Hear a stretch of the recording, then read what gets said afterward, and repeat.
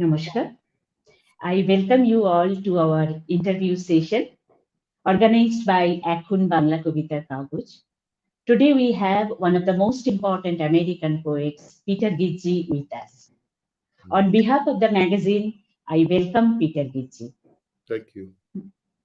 My interaction with Peter Gizzi during 2018 anthology project, Visible Lines, an anthology of borderless poetry with 12 American poets, which I co-edited and translated for the poets including Charles Bernstein, Mimi Barselbaghi, Murat Nemet Nejat, Adina Karasik, Elizabeth Willis, Aileen Miles, etc.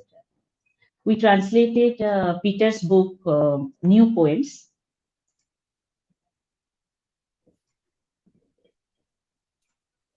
The Brother in Elysium, published by Kingston, New York in 2017.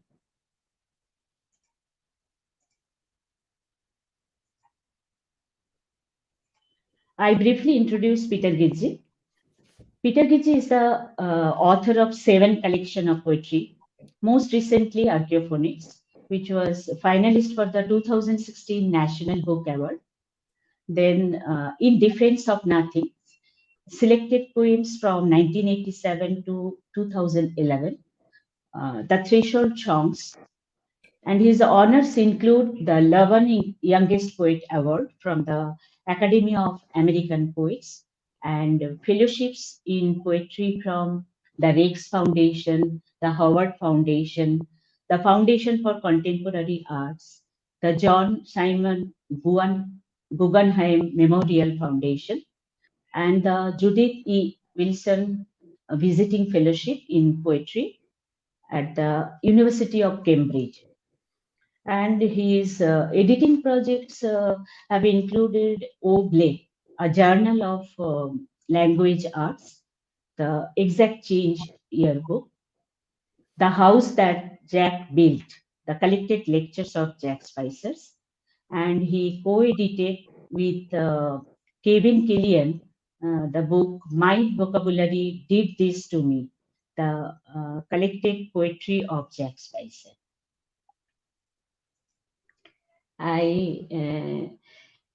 Peter, I request you to tell us briefly your initial formation of poetic journey when you started to feel like the only poetry could be the medium for you to express yourself.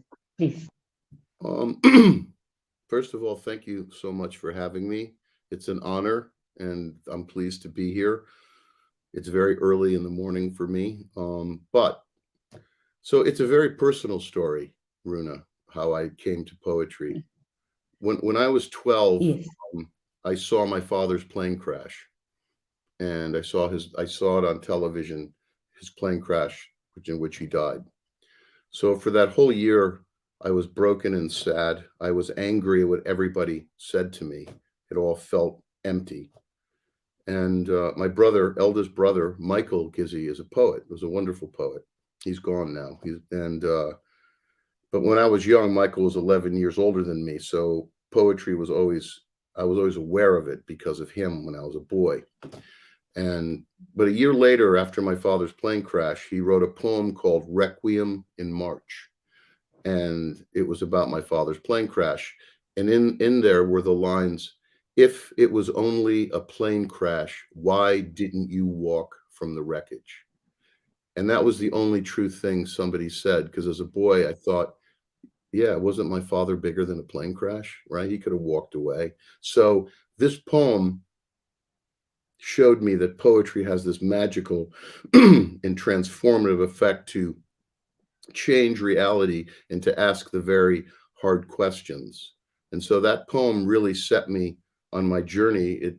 The light went on that's been burning ever since. And I've been reading poetry almost every day of my life since then. Because for me, poetry is about reality. And when I say reality, I'm talking about the ways in which I feel and see and think the world. I think that poems give us a reality. They give us a very intimate reality of an interior life that's writing in a public code, which is language. And I get a lot of news from poetry and poets. I learn much about the world, and I guess the question that I have for myself, which I haven't answered, and I don't know if it's good or bad, Runa, but I I ask the poem to answer questions of life. Maybe it's too big a question. I think your our audience eagerly waiting to listen to your poetry. If you could Okay, so read few, I'm gonna you read can read. I'm gonna read You for about can what? you can read the poetry now, please. I'm gonna read about 10 minutes of poems of recent. Yes, yes, So yes, you can. I'm gonna read one poem. This is my latest book that came out in 2020. It's called Now It's Dark. And Nice, I think the title wonderful word. I think the title needs no explanation in the world we're living in. Yes, I mean, America's insane. All right. I mean, Donald Trump. I don't want. Okay. So this is a poem. I'll read one from this book. That I saw the light on Nonotuck Avenue. That every musical note is a flame native in its own tongue. That between bread and ash there is fire. That the day swells and crests, that I found myself born into it with sirens and trucks going by out here in a poem. That there are other things that go into poems, like the pigeon, cobalt, dirty windows, sun. That I have seen skin in marble, eye in stone. That the information I carry is mostly bacterial, that I am a host, that the ghost of the text is unknown, that I live near an Air Force base and the sound in the sky is death. That sound, like old poetry, can kill us.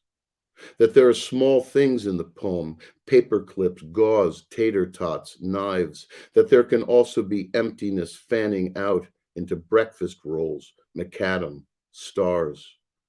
That I am hungry, that I seek knowledge of the ancient sycamore that also lives in the valley where I live, that I call to it, that there are airships overhead, that I live alone in my head out here in a poem near a magical tree, that I saw the light on Nonotuck Avenue and heard the cry of a dove recede into a rustle, that its cry was quiet light falling into a coffin, that it altered me, that today the river is a camera obscura bending trees, that I sing this of metallic shimmer, sing the sky, the song, all of it, and wonder if I am dying, would you come back for me?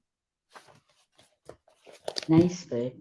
Um, I wrote this whole book during the Trump administration, and during that time, I cared for my last family member, one of my older brother Tom, while he was dying of a neuromuscular disease. And yet, I wrote a book. I don't know how. I don't write autobiographical poems. I don't write. I don't tell stories about my life. Okay, so now I'm going to read just a few poems from brand new poems from a new manuscript I'm working on, which is yet untitled. The first title is called, of this poem is called Find Spot Unknown. Find Spot Unknown. And we'll see this in a museum. There'll be an artifact and it'll say Syria 800 BC. And then next to it will be another artifact, but they don't know where it comes from. And they say find spot unknown. The archaeologist. So I like that as a metaphor for poetry, is an artifact of an unknown origin. I think that's, a way to think about poems. Okay, so this find spot unknown. Thus far, we have spoken only the codes, a litany of survival. Thus spoke the silvered asphodel next to the factory ruin. Sound carries on water. My subject is the wind. To take umbrage at what a tree can do, watching one single birch become lightning, stunning the sky. Landscape is a made thing, to see the mind seeing itself, to see thought a wing in night, the long brooding. Take it, listen, the night is orchestral when the power's on, everything disporting, a furred wand upon nothingness. I get it. It was good to leave the world, to find myself in thou. There's a lot to be said for seeing in the dark, and more to the light when there's nothing to see. If I write about the moon, it's because it's there. I am landlocked, surrounded by rivers and lakes, hills and leaves. I saw a better life. It was far off, sun on moss next to a friend, the softening air, the dandelion fluff. It was kinda real and kinda not. Can't see it today. And out of nothing breath, a beast like shadow in the glass. If I brought back every feeling I had, where would I put them? What could they mean to this world on the floor? It was best to let the moon unravel and focus the truth of the music. It was best to let the music unravel and focus the truth of night, like when I found you in the back of my mind. I am talking about people and the night, people inside the night and what we are made of, the things and the people, the signal and its noise. Marvelous. Very nice. Thank, Marvelous. thank you so much. Oop, I didn't organize this. I'm just gonna hang on. I'm sorry. Um, but I'll just read two more because I think you said 10 minutes. Yes, yes. Yeah, two Please more. read. And this is a short one. Very strange title, but I have strange titles. It's a long one. But the heart, in a sense, is far from me, floating out there. Hold on to the afterlife of the beloved. It's the only thing that's yours. Hold on to it ever magic in the backyard where we bury our thoughts, things of the world. Things of the world like an afterlife of the world to bury our setting outness. It's right to extract bone from the afterlife, dust collecting shoes, relics of the afterlife. Cut a hole in the poem to play peekaboo with the afterlife. Rebuild my house out of sky, blur my memoria into song. Make my headdress the right size to salute the emptiness alive in the beloved, the humanness of the beloved and the night sky, shapes floating out there, becoming the beloved, the abstract, the total. That's a strange one, right? Wonderful. Strange, Wonderful. Very strange. nice. My new poems are, I don't know. All right, I'm gonna read one more. Totally new approach. Thank you. Yeah, I'm trying. I mean, we can talk about that. Okay, and then one more from new work. Ecstatic joy and its variants. As surely as this is about seeing you dance naked, it is also about the sky and Mahler in the wan distance heard by a child. As surely as the sadness never leaves and that music heals the night with its deeps and neon. As surely as the glow of the radiator at 3 a.m., a line of inquiry, souvenirs, a signature for the sun. O bed of stray barrettes, discourse and water, bed of laughter, hot takes, dried blood, bed of cedar boughs, pinhole light, thing music. Surely this is about water jetting from a spring, a languid rafting with no particular destination. As the old arguments, humans, how they rhyme, stutter, get lost. Surely this is also about conversations with the dead, the only honest definition of silence. Surely you are not listening to the words I am singing about the last day of my life, the gift of blood, the perfect text. Are not all the sounds on my lyre about you? Like a seam through the sky, glitter, sometime youth. Surely this is about the one thing you do to me, places not even music has touched. and in my outrage I am immortal. Because I love, I am here. Wonderful, wonderful poem. Strange love poem, but it's a love poem. So I really wonder about the language of your poems. Your your that seems to be so simple, but it disrupts the boundary between language's own structure and its semantics. The presence of the self and another I who is looking into the interior from the outside creates the absence of the conventional lyric voice. Rather, it creates the lyric air of the poem. Air is an old synonym of music. Air is the medium for sound, the inherent music in the heart of the nude words. And you use this air with the touch of your magical power of consciousness that creates the rhythm of the countercurrent to push the boundaries between the structure and the semantics of language. It's a it's a presencing absence that sparks in the dark silence of our mind, I could say. And this is the center of the possibilities of freedom. So I like to mention your one phrase you have mentioned in our interview, that lyric of reality. So this actually I feel that we live with the imaginal reality for the duration of a poem, where the poem is the inherent sound of the inner soul that charged by the mysterious dark energy of mind.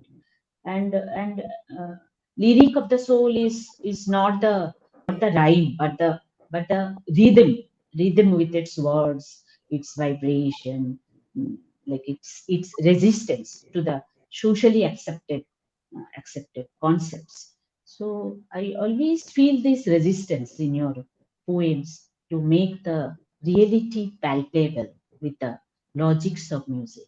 So So I you've would just like to ask about your exploration, and at the same time you are going beyond the conventional concept of lyric or well, reality. let me try. That was a So long, yeah, that was a big please. question, but let me try to speak to some of the things that you brought up. First off, music is central to me for the poem. I do believe that poetry is a sonic art. It's an oral art, and I think that it has always been there for me.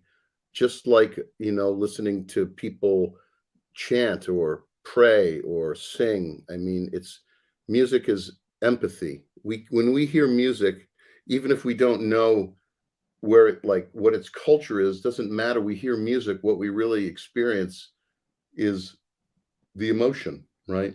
The core of it. So I believe first off, meaning has to be made by sensation, and one of them is music. Now, the semantic piece, the syntax you talk about, two things. I don't believe that the pronoun I, right? The pronoun I, it doesn't belong to me. It's not mine, right? Through it, I discover the fiction of Peter Gizzi, right? The I belongs to all of us, right? So it's bigger than me, it's older than me, it doesn't live in me, I live in it. We all do.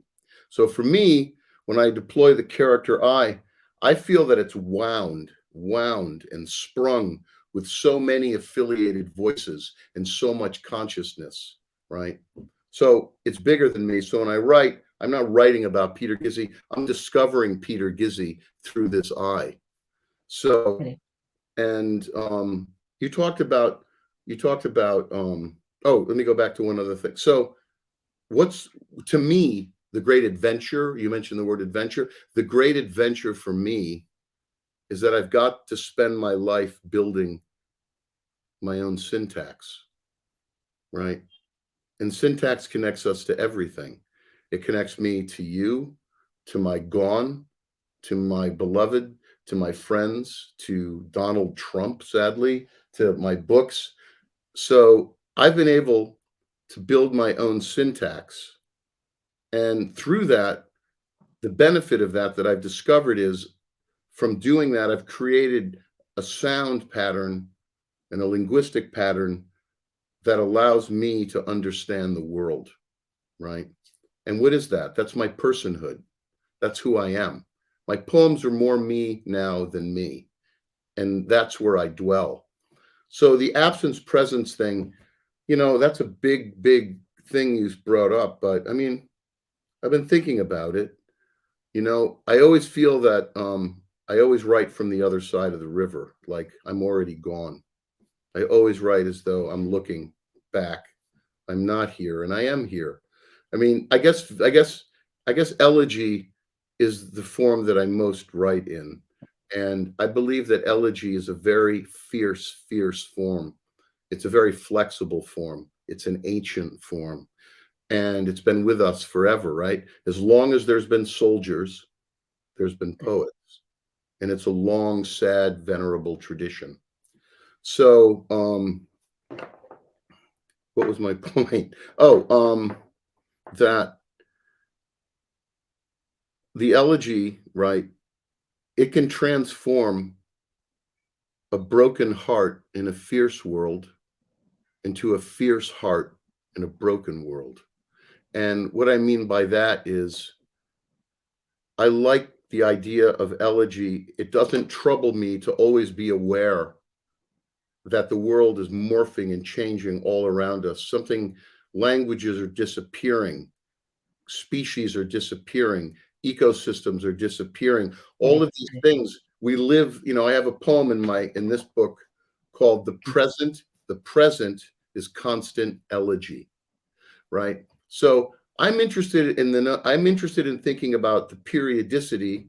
What's another word to say that? The lifespan of a life of a life, of a person, of animal. I mean, I'm interested in the fact that I want to be aware that we're only here for a very, very short time, right? And it's a mystery, and it's a miracle, and it needs to be celebrated. So my joy in my poetry is amplified by being aware of this constant loss, right? So I don't think it's sad. I think it's celebratory. It's ecstatic. Yeah. Am I talking too much? Yes, no, it's okay. Oh, go ahead. Nicely said. You are well said, this one. I, uh, I, uh, I'll come to this. In Bengali, meaning and money have the single word, ortho. Wow. And and I think our poetic institutions use a logic and gate with meaning and money to make the truth table for poet. Jokes apart, the everything we achieve is the income, but comes in a that comes in a socially accepted way. However, if we mix up earning and achieving, our conceptual world becomes narrow. So earning is to receive as return for an action, Mm, but achieving is to attain, is to reach as a result of an action. That is to say that money is a predefined return, but meaning, in contrast, is not handed over by the poet, but it is to be discovered by the reader. It's a it's a special kind of poetic market where the experience of the consumer reader cannot be commodified. So rather the constituted reality of the poet is reconstituted by the reader through exchange and critical reading. So I would like to ask you, this your view about this. How much importance you give to create the space for your reader, and how you draw a reader's attention with your defamiliar framing of the poem. Most of the poem with that. okay. First of all, the economy of poetry it's like friendship. It happens one poem at a time. And that's how you build a library inside yourself from reading. It's like friendship. It's one poem at a time. So it's a Correct. very intimate exchange, right? It's a very deep exchange. And if you're like me, I read poems over and over again, the same one, to get lost inside of it. And I read them out loud so I can live inside the sound. Now, as far as what's not in a poem versus what's in a poem, I believe what's not there is as significant as what is there. And by what we name, we also give space to the absence around it. Naming is one of the great things that we get to do as poets. And it's an important thing because when we name something and put it into a poem, into a system, we give it an occupation. We give it a location and a name. Like we give it a location and an occupation.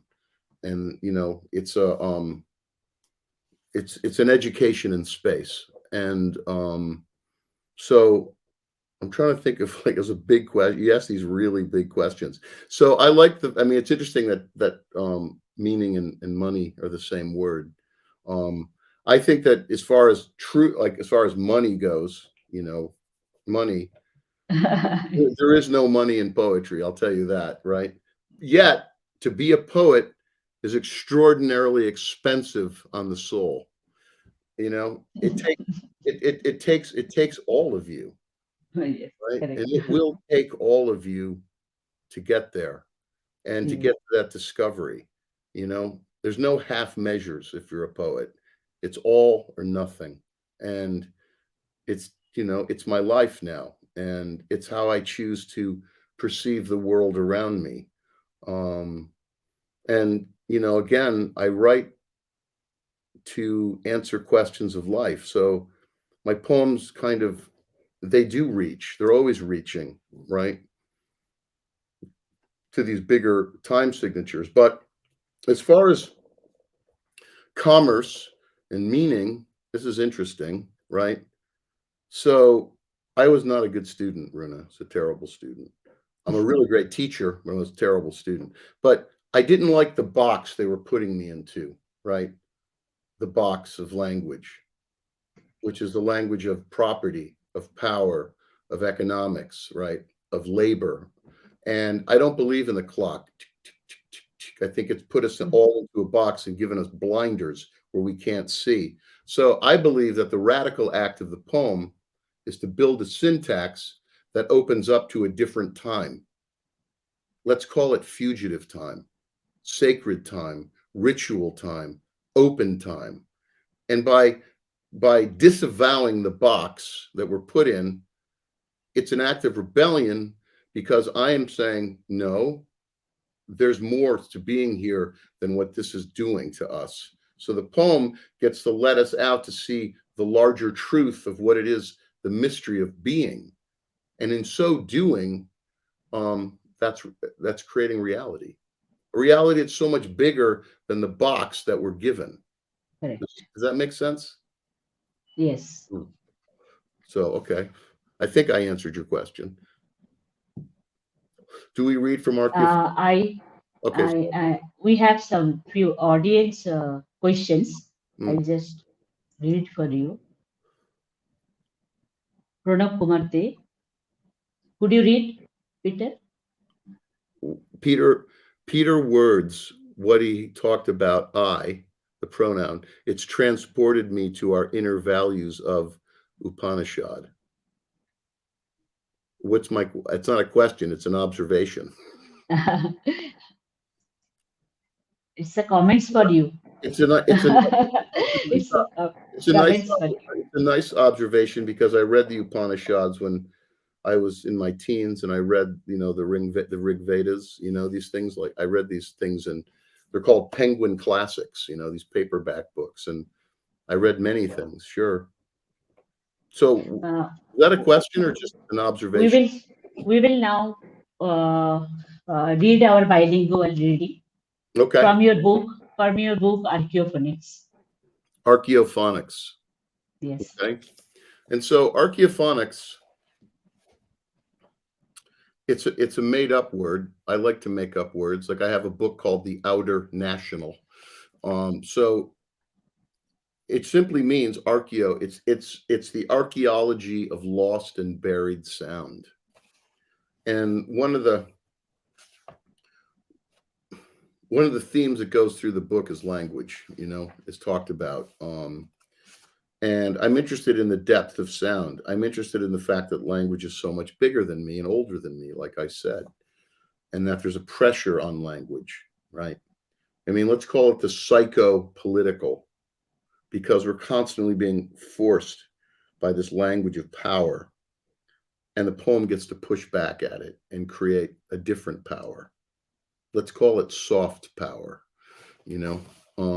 Okay, so I'll read the title poem. Yes. Archeophonics. I'm just visiting this voice. I'm just visiting the molecular structures that say what I am saying. I am just visiting the world at this moment, and it's on fire. It's always been on fire. I'm saying this, and it's saying me. That's how it works, seesaw-like. The archive in the mouth, and the archive is on fire. That's the story. The sun in the body, and the body in the sun. It was like this, just like this, the world that's coming toward me, and the world around me. Around me are words saying this, saying fire, saying something, or all of it. প্রত্নধ্বনি তত্ত্ব। আমি স্বরধ্বনির সাক্ষাতে যাই, শুধু দেখতে তার আণবিক গঠন। সে বলে আমি কি বলছি। এই মুহূর্তে আমি পৃথিবী পরিদর্শনে, ধূমায়িত সে, জ্বলছে দাও দাও নিরন্তর। এটাই আমি বলছি, আর সেও আমাকে বলছে। এভাবেই সে কাজ করে, ঢেঁকির মতো। বিষণ্ণ আর্কাইভ জ্বলে যাচ্ছে, আর সেটাই গল্প। রোদাক্রান্ত শরীর, আর ওইটুকুই তো চাওয়া। এমনই তো ছিল, ঠিক এমনই। এই যে পৃথিবী এগিয়ে আসছে আমার দিকে, এই যে দুনিয়া আমার চারপাশে, চারপাশে এই যে শব্দেরা, এরা তো এই কথাই বলছে। বলছে আগুন, বলছে কিছুটা, অথবা সবটুকুই। Thank you. The next poem we're going to read has a strange long title. When Orbital Proximity Feels Creepy. Don't ask me. It's a strange title. Cigarettes, bad. When orbital proximity feels creepy. Right now, there are teenage microwaves screaming through your body while you are having text with me. This is the moment I'll need you to sing with me. I'm making my way in some dark room looking for other structures to love. From the left, something speaking I can't identify. The floor goes unfixed and moving, and this doesn't happen only at night, but during the day when I don't want to think on it. That I saw a blood orange ball caught out my window, that I'm listening to light, and it said time. I'm listening to time. It says, ha. You need to be howling at bloody torn space, need to be spooked out of your hidey hole and its glowing mess. But I love this ball I'm riding on, the strange hunk of metal and rock whizzing around my loves and my loving. The fact I spin and it spins and everything is spinning close up. From far away, it's so cool. I guess they call this physics, or they call it laws.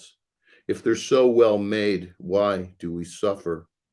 I thought the day was opening, but now I see it's already gone. Outside, the cruel dove has a broken window. The day isn't friendly. Who are you to me? A way to understand the floor that holds me up and leaves me standing. I don't know where to go. Me, Tuesday at 5 p.m. What does it mean to be in a room, any room? the wind banging against the clapboard. I know enough to see the cracked pane isn't going to be fixed any time soon. Who has time for such things in the song? Breaking, blooming, the wobble of light on wood grain late in the day, in the loneliness of orange, in the loveliness of orange. কক্ষপথের সান্নিধ্য যখন গা ছমছমে, যখন আমায় message পাঠাও, তোমার শরীরে চিৎকার করে ওই কিশোরী মাইক্রোওয়েভ, ঠিক এই সময় তোমাকে চাই আমার গানে। একটা অন্ধকার ঘরের ভিতর পথ খুঁজছি, খুঁজছি ভালোবাসার অন্য ভাষা। বাঁদিক থেকে কিছু বলছে, চিনতে পারি না আমি। মেঝেটা কেমন সরে সরে যায়। কেবল রাতেই হয় এমনটা, এমন নয়, দিনের বেলাও, ভাবতে না চাইলেও। আচমকাই দেখতে পাই রক্ত কমলা গোলা আমার জানলায়। আমি আলোকে শুনছি আর সে বলল সময়। আমি সময়কে শুনছি আর সে বলল আহ, জরুরি তোমার ভরছি ওঠা এই জঘন্য ছেঁড়া করা পরিসরে, জরুরি ভয় দেখানো তোমার সেই লুকোনো গর্ত থেকে, গনগনে যার অবিন্যাস। গোলাটা আমার দখল নিলেও তাকে আমি ভালোবাসি। ধাতু আর পাথর প্রণীত অদ্ভুত দলাগুলো ঠোঁস শব্দে ঘিরে ফেলছে আমার ভালোবাসার মানুষজন। আমি ঘুরি, সেও ঘোরে, ঘুরছে সবাই কাছাকাছি, পাশাপাশি। দূর থেকে এমন শান্ত মনে হয়, মনে হয় ওরা একেই বলে ফিজিক্স অথবা আইন। ওরা যদি এতই সুগঠিত, তবে আমরা এমন কষ্টে কেন? ভেবেছিলাম এই বুঝি দিন শুরু হলো, এখন দেখি সে চলে গেছে অনেক আগেই।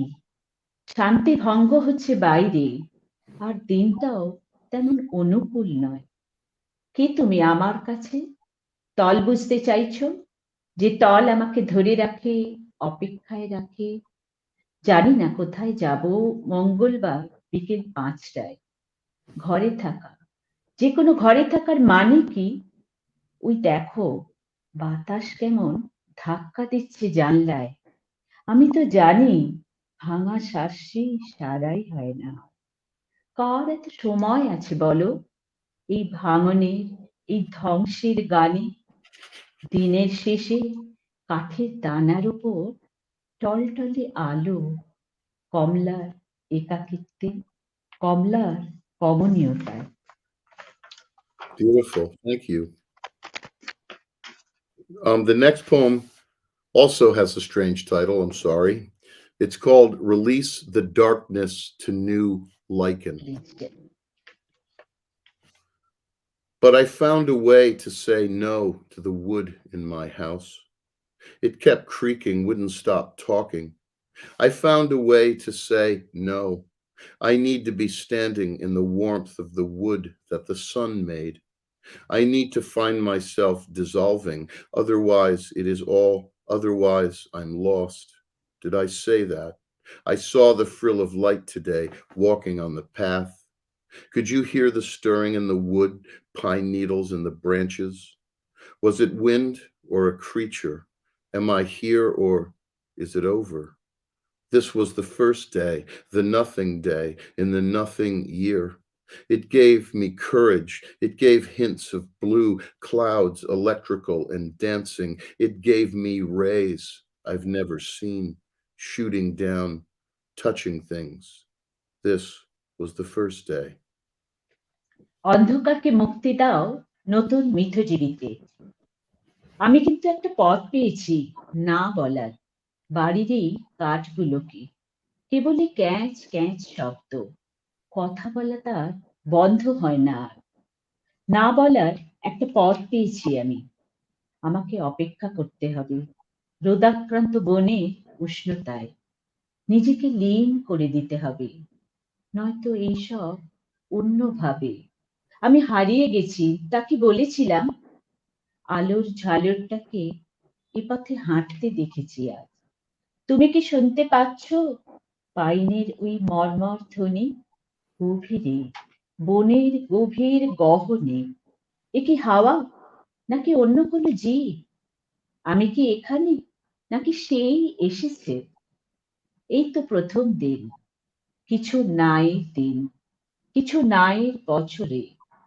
সেই তো আমায় সাহস দিল, আভাস দিল নীলে, মেঘে, বিদ্যুৎময় আর নিত্যরত। এমন ঝলক আগে দেখিনি আমি। নিচে নেমে এলো ছুঁয়ে দিতে এইসব। এমনই ছিল প্রথম দিন।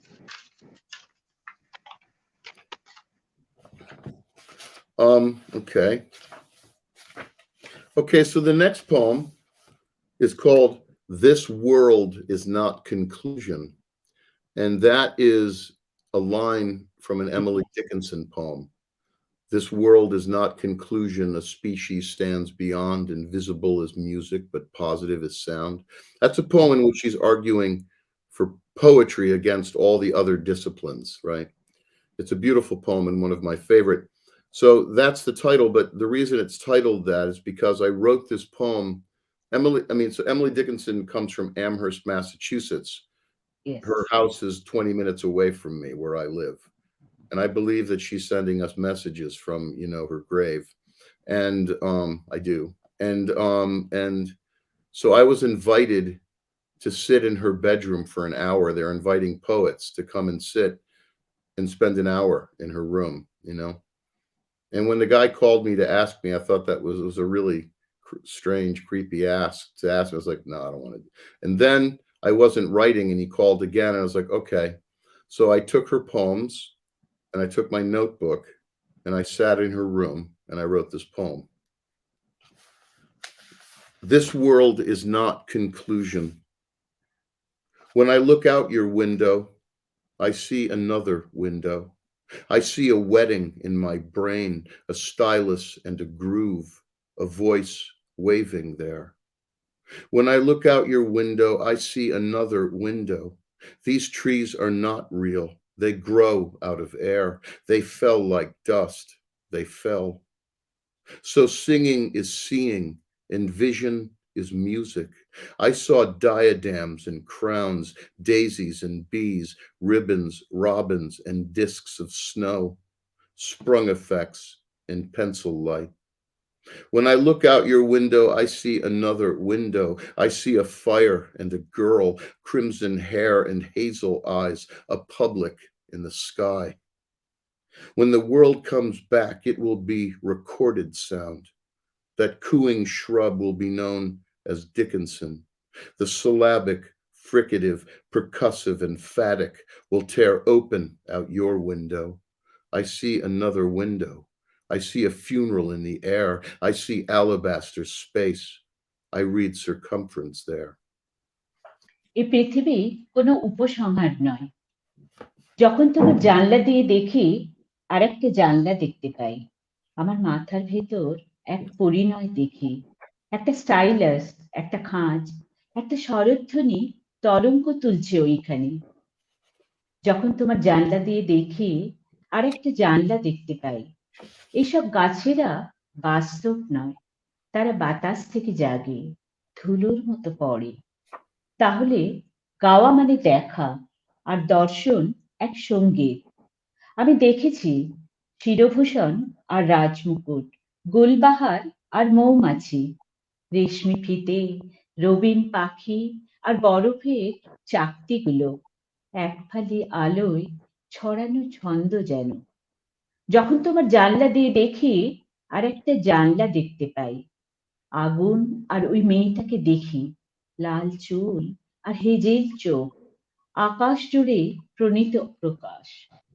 পৃথিবী যখন ফিরে তাকাবে, সে হবে রেকর্ডের ধ্বনি। কুহুটাকা গুল্মের নাম হবে ডিকিনসন। অক্ষর মাত্রে ঘর্ষণজাত, তারণজাত ধ্বনি সকল, আর সৌজন্য সোহাগ ছিঁড়ে পড়বে। তোমার জানলার বাইরে আমি আরেকটি জানলা দেখি, বাতাসে এক শবযাত্রা দেখি। দেখি ওই সাদা মর্মর মসৃণ পরিসর, আমি পাঠ করি তার পরিসীমা। Thank you.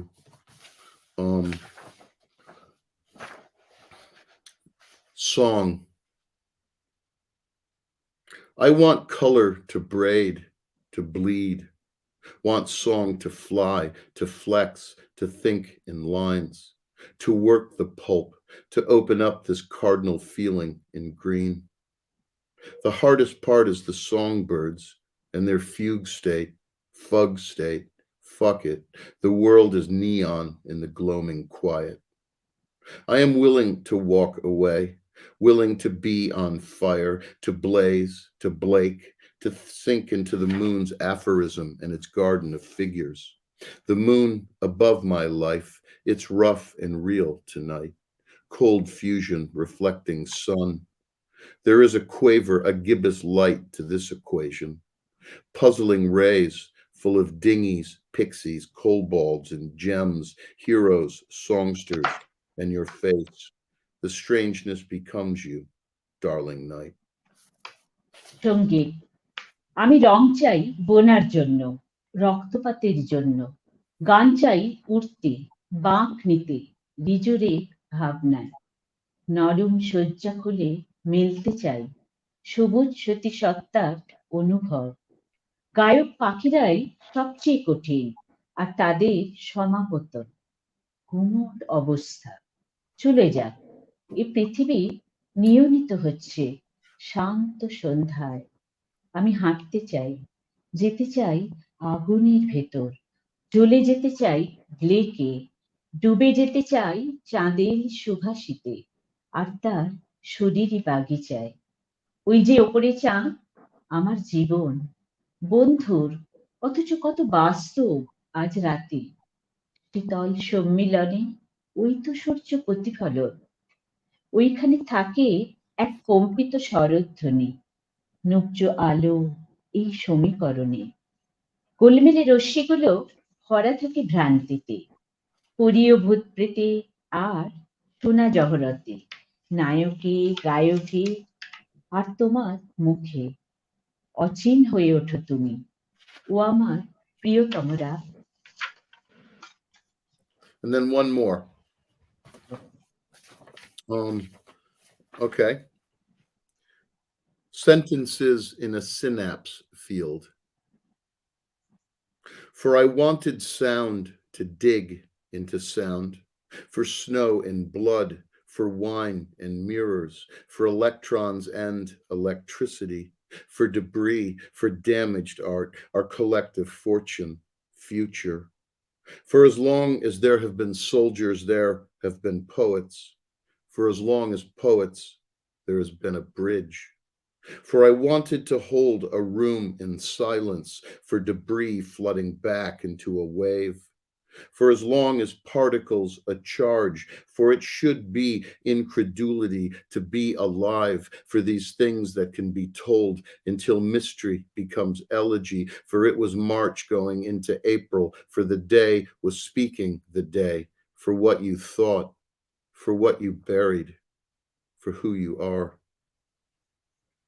স্নায়ুক সংযোগে বাক্য সমাহার। ধ্বনি চেয়ে আমি ধ্বনি খুঁড়েছিলাম, বরফ আর রক্তের জন্য, আসক ও আয়নার জন্য, ইলেকট্রন আর তড়িৎ শক্তির জন্য, আবর্জনার জন্য, ক্ষতিগ্রস্ত শিল্পের জন্য, আমাদের যৌথ ভাগ্য, ভবিষ্যৎ। যতদিন সৈন্য আছে সেখানে কবিরা থাকবে, যতদিন কবিরা আছে সেখানে একটা সেতুও থাকবে। নৈশব্দের ভেতর একটা ঘর গড়তে চেয়েছিলাম, আবর্জনার জন্য তরঙ্গে ভেসে গেল। যতক্ষণ পর্যন্ত কণারা একটা তরিতাধান, কারণ বেঁচে থাকার জন্যই এটা অবিশ্বাস করা উচিত, এগুলোর জন্য ওগুলো বলাই যায়, যতক্ষণ না রহস্য হয়ে ওঠে এলিজি। কারণ মার্চ ঢলছিল এপ্রিলের দিকে, আর দিনের গায়ে কথা বলছিল দিন। তুমি যা ভেবেছিলে তার জন্য, তুমি যা কবর দিলে তার জন্য, তুমি যা তার জন্য। Thank you so much, Runa. It's such an honor that you translated this book. Thank you. I remember our great Bengali poet Barin Ghoshal, the introducer of the expanded consciousness theory to create a new genre of poetry in Bengali literature. Mm, I would like to show one of his book poetry collection.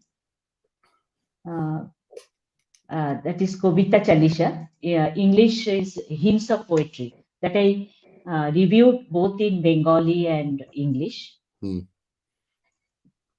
I'd like to get that. This, yes, this it has given me a feeling that a poet always explores different possibilities in language by his expanded consciousness and uses his own fuzzy logic to arrive at his process of invention to go beyond the iron cage of rationality. But it never becomes irrational. Rather, the poet keeps its reasons inside the veil of the words and turns on the music of the poem to trigger the reader's mind to resonate with the tune of the words. This resonance is the beauty, the only truth of a poet. So I would like to know about you what you mean by the truth or beauty of a poet. Please. Mm, mm. You ask very big questions, Runa. So you're just like, okay, where am I going to go? I mean, John Keats is truth, beauty, beauty, truth. Okay, but I'm not interested in beauty. I'm interested in the concept of the beautiful, right? It's a difference. When I think of beauty, I think of the surface of things. But the beautiful is a much larger concept that is in all things. And to me, the beautiful is a vertical imagination. It's not theist. I'm not presenting, but it's a vertical imagination. And I would like to believe that the pursuit of knowledge, the pursuit of poetry, the pursuit of anything should be given towards a general good, right? So the ancient word or idiom for citizen in 5th century Athens, right? In Greece in 5th century is kathe agathe in Greek, and it translates. This is the idiom for citizen.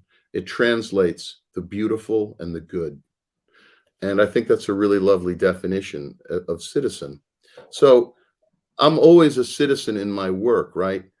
I'm always a citizen narrating my bewilderment in the world as a citizen because what I see around me is so often despicable in the political world, or let's call it commercial governing, right? Commercial governing. And I think it has no care for human life.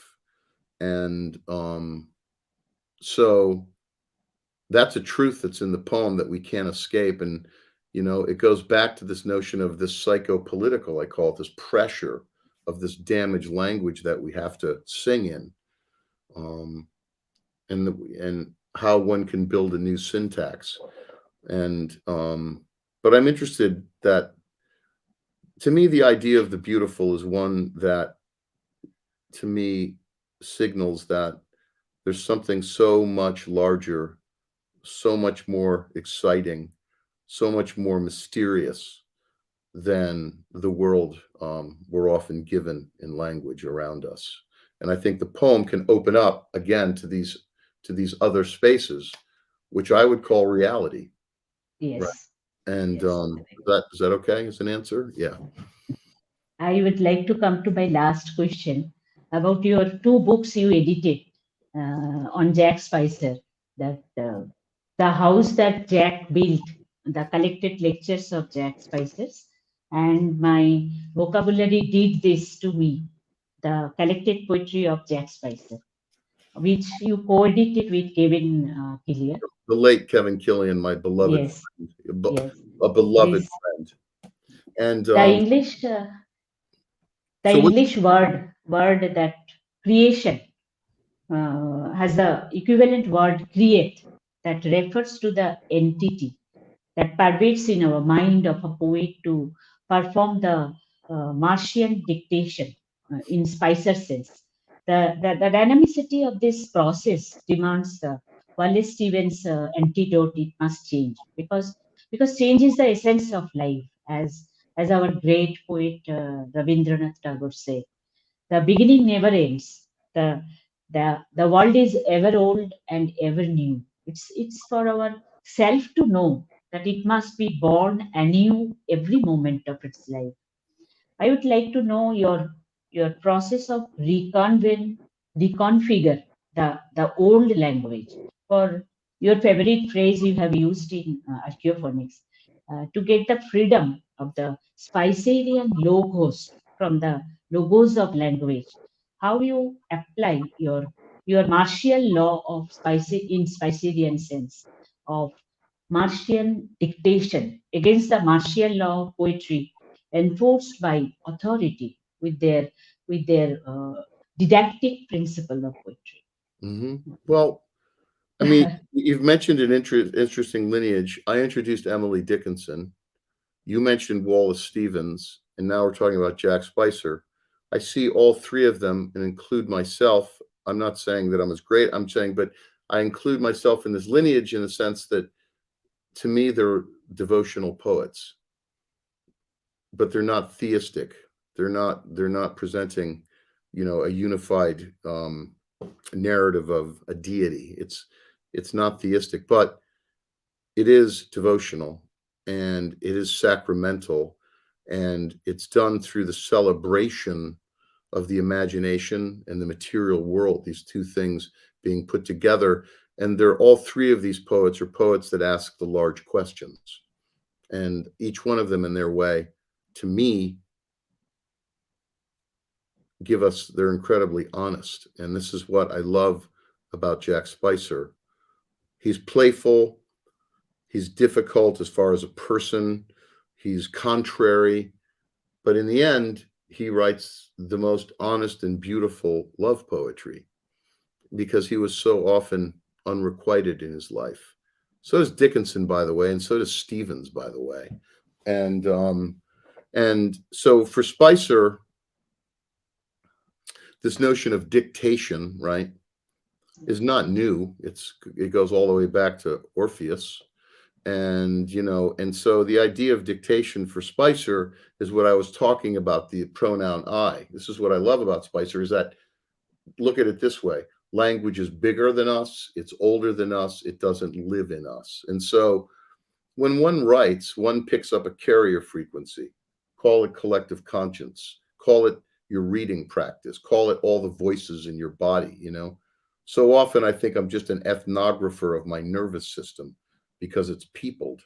So when Spicer, he talks about the furniture in your head, which is what I'm talking about, and the Martians come and arrange it. And so that's a strange metaphor, but what he's trying to really get at is that there is a mystery to this code making that we use, which so often has property and damage behind it. And so he wants to again, he wants to transform. I mean, Spicer's very much a moral poet in the end.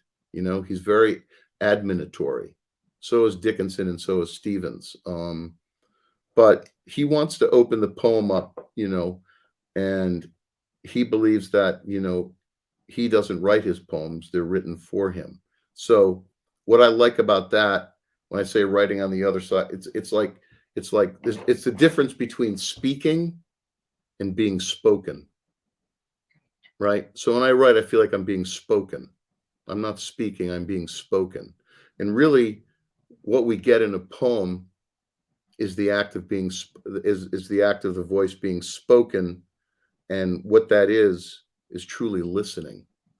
There might be visual things in the poem, but really what's happening is it's like a deep listening.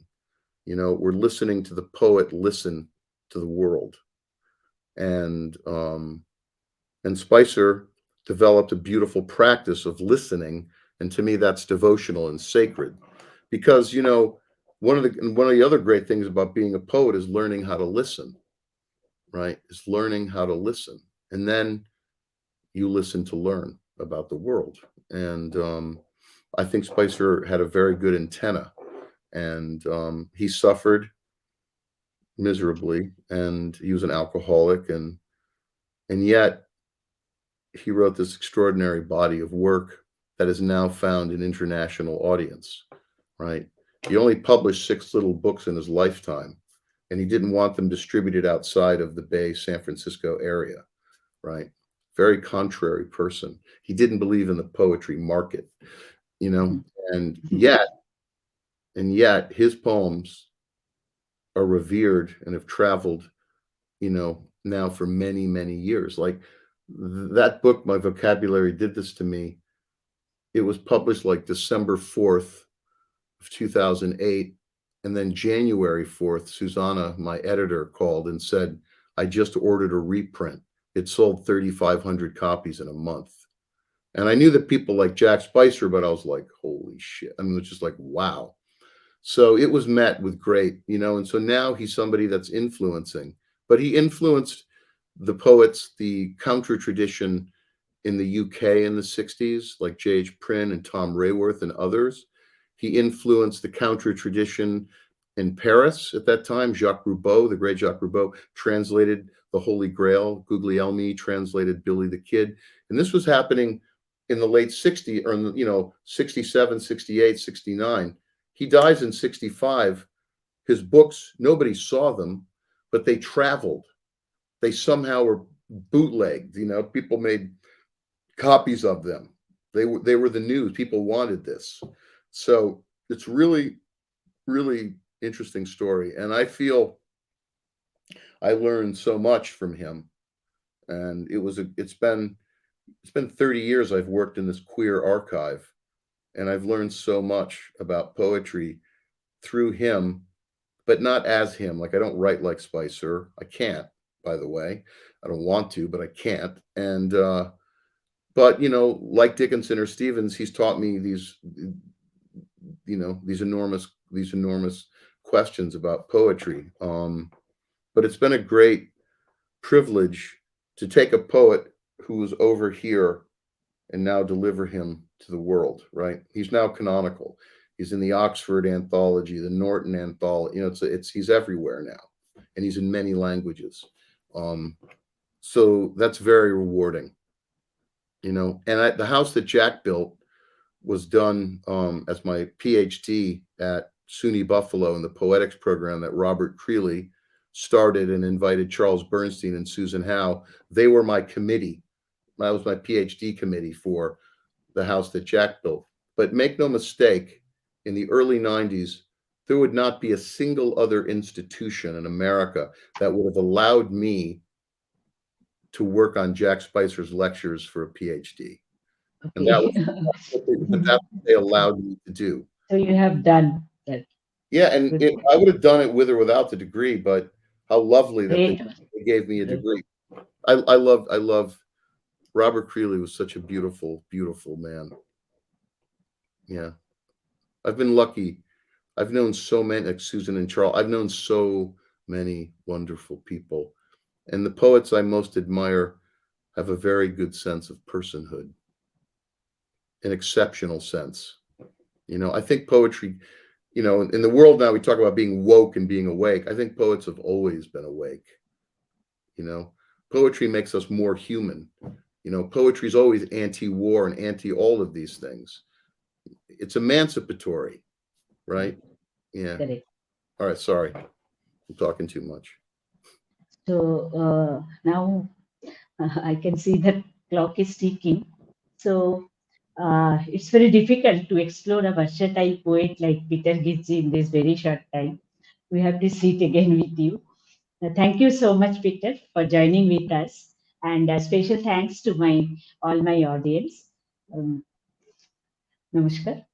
Thank you so much, Runa. Thank you so much to you also. Yeah, thank you.